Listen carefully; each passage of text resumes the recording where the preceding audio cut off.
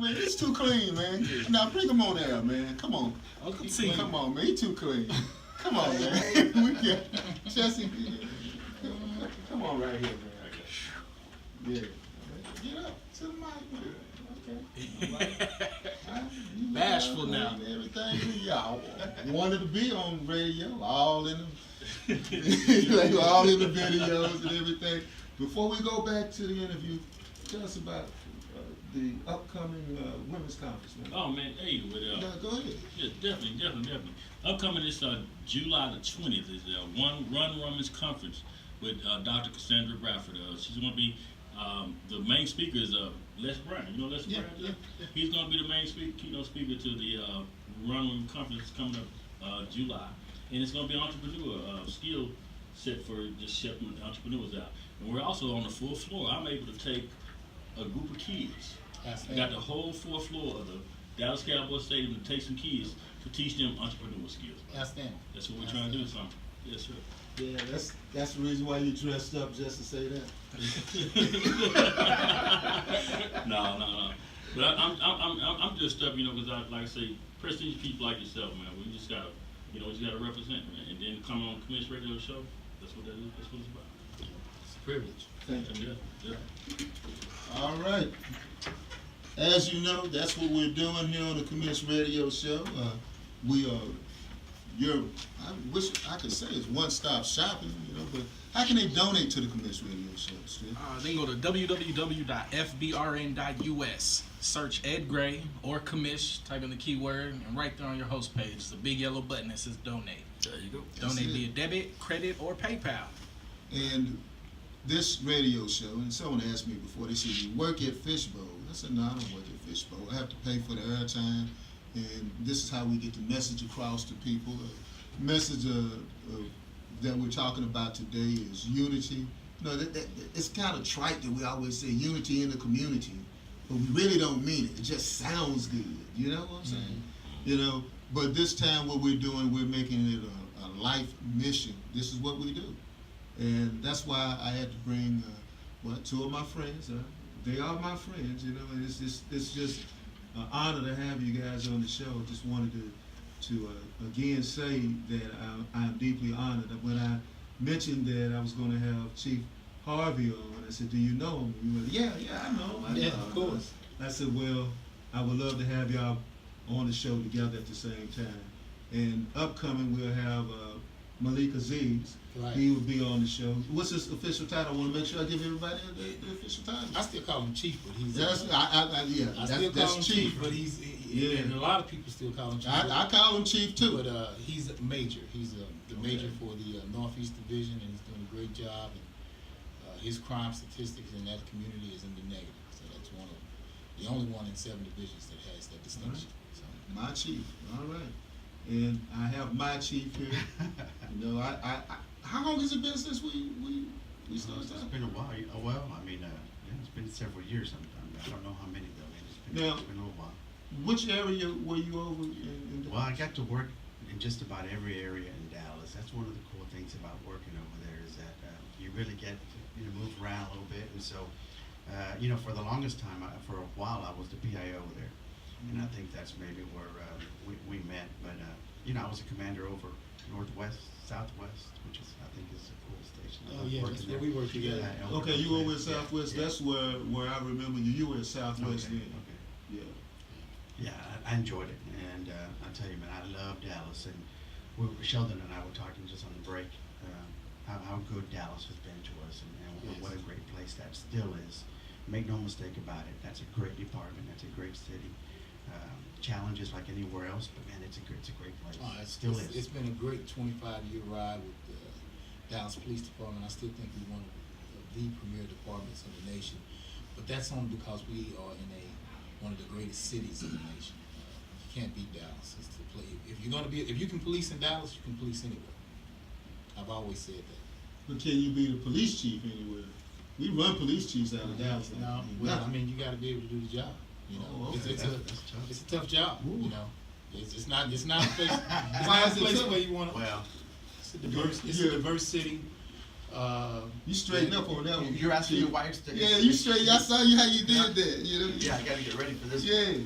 But you said, why is that being the chief of police in Dallas and such? Yeah. Wow, you have a lot of different audiences, just like anywhere else. The stage is big. Listen, if you're gonna be the chief of Dallas, the stage is big. It's not, and you have to be ready. But again, I go back to what I learned from the chief that kind of took me under his wings, Chief Kunkel, several years ago when he was a chief. And he taught me the importance of being open and transparent, even sometimes when it's not in our best interest, but it was in the community's best interest. So he taught me some things that I think that I took with me.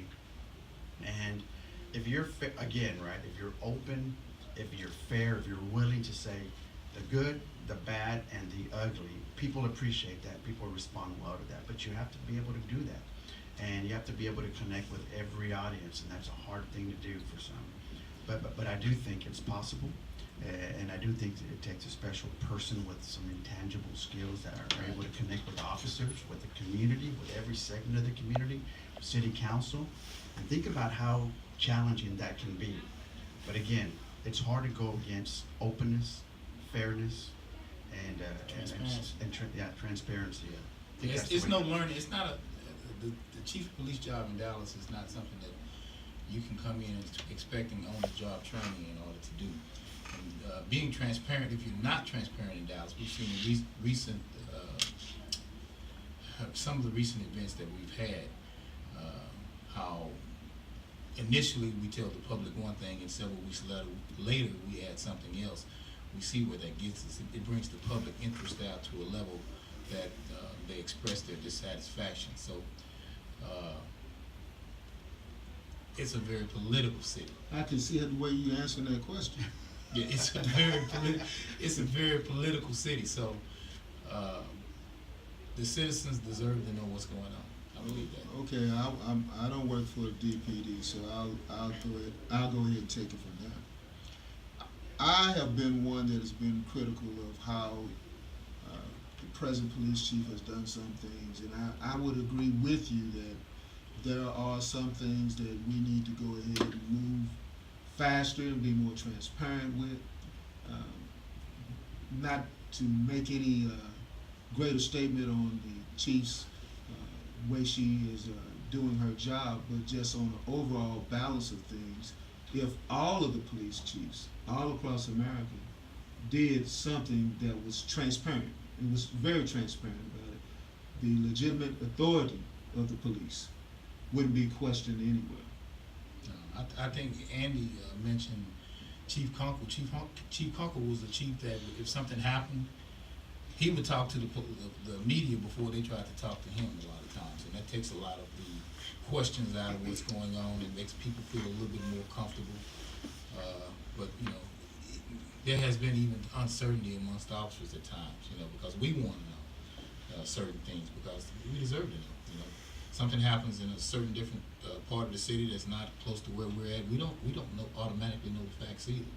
And so if it's something that can affect how we police in our particular assigned areas, then we definitely want to know that. Now, Chief Harvey, you had mentioned in your book excellence in policing.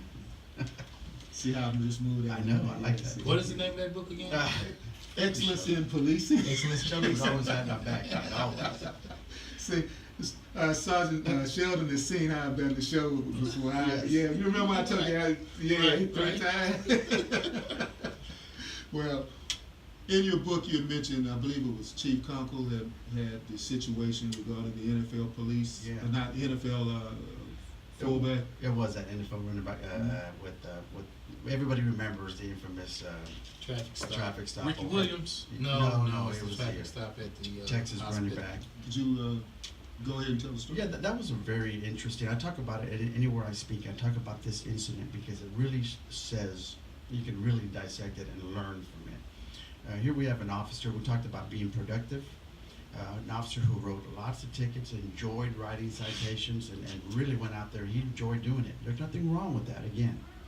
But if it's only to get numbers for your activity, then perhaps we need to look at that and say, well, let's make sure that we're doing it for the right reasons, right? And not just because I'm bored as an officer. I'm not saying he did that, but it's something we need to look at. And so this particular traffic stop, the interesting thing about that is that it was only a traffic stop, guys. It wasn't excessive force. It wasn't an officer being, it wasn't any of that. It was a simple traffic stop that we do time and time every day. It was Ryan Moats, and it was one of our young officers. And the reason this gained so much national attention, because not only because he was an NFL running back, obviously that added to the story and the video was good, but it was because people, when they saw that, they placed themselves in that position. They placed themselves. Now, for those of you who don't remember, this NFL running back was taking his wife to the hospital because his mother, her mother was dying.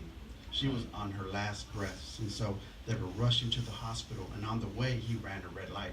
So the officer, doing his job, nothing wrong with that, put his lights on, and they drove into the emergency room parking lot. Well, they came out there a little bit excited, obviously, and so the interaction started. Everything was okay until the encounter started, right? The interaction in between the officer and then, in this case, Ryan Moats.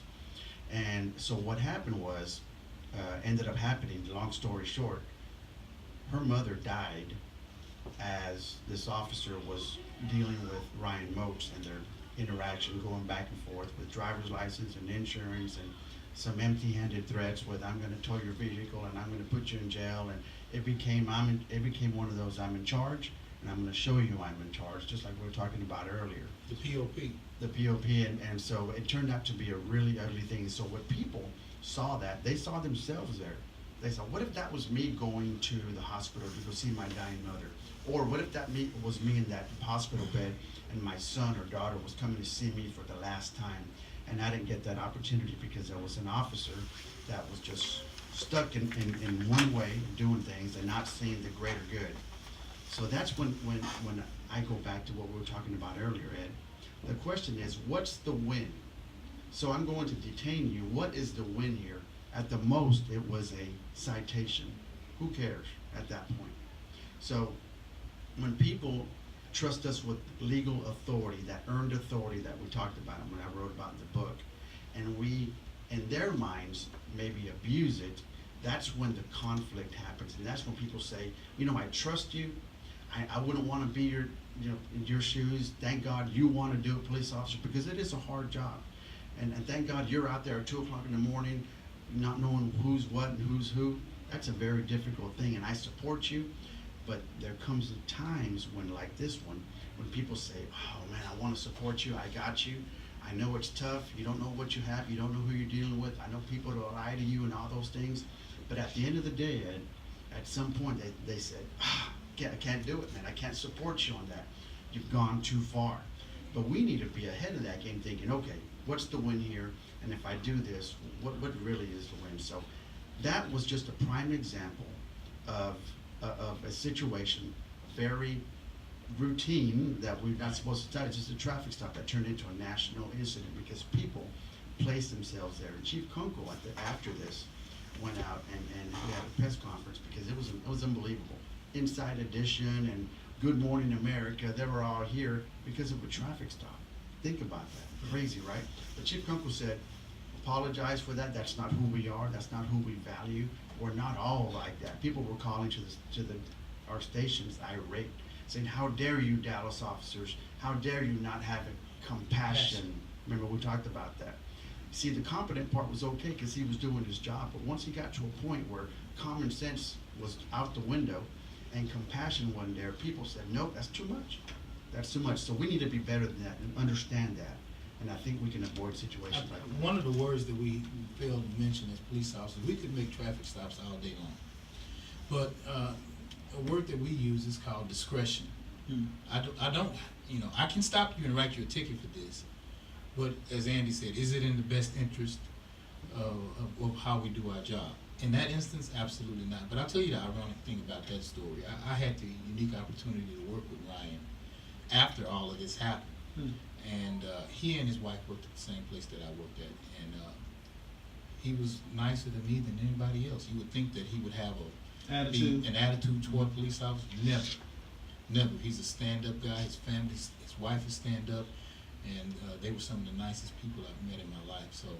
they didn't hold that against me, and they easily could have. So many times police officers do things across the nation, and then police officers on the other side of the nation get blamed for it. And we're just simply trying to do a good job, and sometimes we get blamed for things that just shouldn't happen. Sergeant, where are you at in Dallas? I work in criminal intelligence, and I'm assigned to a federal task force as well. Oh man, wow, you really Big time. No, I'm not big time, but see how I'll never run out of work, I'll tell you that. Yeah, so but I'm very fortunate. I've worked in a lot of places in the city of Dallas. I patrol at several divisions. I've had the opportunity to, I started the present day police athletic league for the police department, so I've always been a community guy, especially as it relates to working with kids and getting them involved with them, because I believe that if we catch them at an early age, they become our ally as opposed to becoming our enemy. And it's so important that we provide the example that you can interact with a police officer. So many times you go in a grocery store, or in a store, or on the street, and you're in uniform, and a mom or a dad will walk up and say, "Hey, you see that guy right there in that uniform? He's gonna get you." Yep. And I always say that no. I stop them in their tracks and I say, "No. Do you say the same thing when you see that gangbanger on the corner? Because you see that gangbanger.